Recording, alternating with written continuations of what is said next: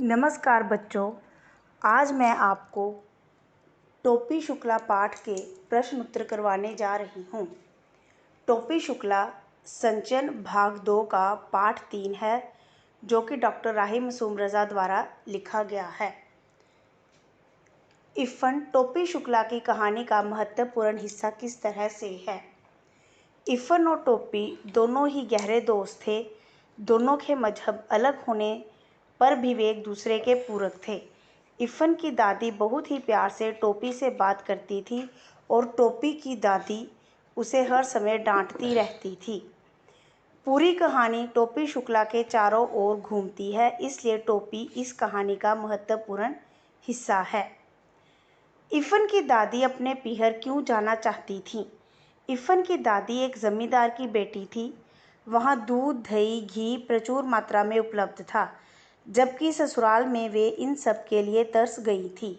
यहाँ वे केवल मौलवीन बनकर रह गई थी, इसलिए वे अपने पीहर जाना चाहती थी। इफ़न की दादी अपने बेटे की शादी में गाने बजाने की इच्छा पूरी क्यों नहीं कर पाई। इफ़न की दादी का विवाह एक मौलवी के साथ हुआ था। उनके यहाँ गाना बजाना मना था, इसलिए वे अपने बेटे की शादी में गाने बजाने की इच्छा पूरी नहीं कर पाईं। बेचारी मन मसोस कर रह गईं। अम्मी शब्द पर टोपी के घर वालों की क्या प्रतिक्रिया हुई। जब घर में सब खाने की मेज़ पर बैठे थे, तो टोपी ने बैंगन का भुर्ता मांगने के लिए अपनी माँ को अम्मी कह दिया, जिसे सुनते ही पूरे माहौल में सन्नाटा छा गया। संस्कारों की दीवारें हिल गईं और टोपी की बहुत डांट पड़ी। 10 अक्टूबर सन 45 का दिन टोपी के जीवन में क्या महत्व रखता है। 10 अक्टूबर सन 45 का यूं तो कोई महत्व नहीं, परंतु टोपी के आत्म इतिहास में इस तारीख का बहुत महत्व है, क्योंकि इसी तारीख को इफ़न के पिता बदली कर मुरादाबाद चले गए। टोपी ने 10 अक्टूबर सन 45 को कसम खाई कि वह किसी ऐसे लड़के से दोस्ती नहीं करेगा जिसका बाप ऐसी नौकरी करता हो जिसमें बदली होती रहती है। टोपी ने इफ़न से दादी बदलने की बात क्यों कही। टोपी ने इफ़न से दादी बदलने की बात इसलिए कही क्योंकि वह उसे बहुत प्यार करती थी, उसके साथ अपनी भाषा में बातें करती थी। टोपी को भी उनसे बात करने में बहुत मज़ा आता था। टोपी की दादी उसे हर समय डांटती रहती थी। पूरे घर में इफ़न को अपनी दादी से ही विशेष स्नेह क्यों था। इफ़न की दादी उसे बहुत प्यार करती थी। घर में जब सब उसे डांटते थे तो दादी ही उसका पक्ष लेती थी। उसे रात में अनारपरी, अमीर हमला, बहराम डाकू और हातिम ताई आदि की कहानी सुनाती थी, इसीलिए वह उनसे बेहद प्यार करता था। इफ़न की दादी के देहांत के बाद टोपी को उसका घर खाली खाली क्यों लगा। इफ़न की दादी के देहांत के बाद टोपी को उसका घर इसलिए खाली खाली लगने लगा क्योंकि अब कोई भी उससे बात करने और उसकी बात समझने वाला नहीं रहा था। टोपी और इफ़न की दादी अलग अलग मजहब और जाति के थे, पर एक अनजान अटूट रिश्ते से बंधे थे। इस कथन के आलोक में अपने विचार लिखिए।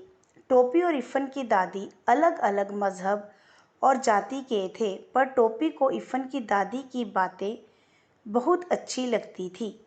वे उसे खाने को देती, मगर वह मना कर देता था, लेकिन उसे उनकी बातें बहुत अच्छी लगती थी। इफ़न की दादी टोपी से उसकी दादी का हाल चाल पूछती।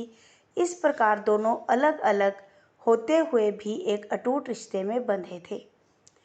टोपी 9वीं कक्षा में 2 बार फेल हो गया। बताइए, पहला, ज़हीन होने के बावजूद भी कक्षा में 2 बार फेल होने के क्या कारण थे।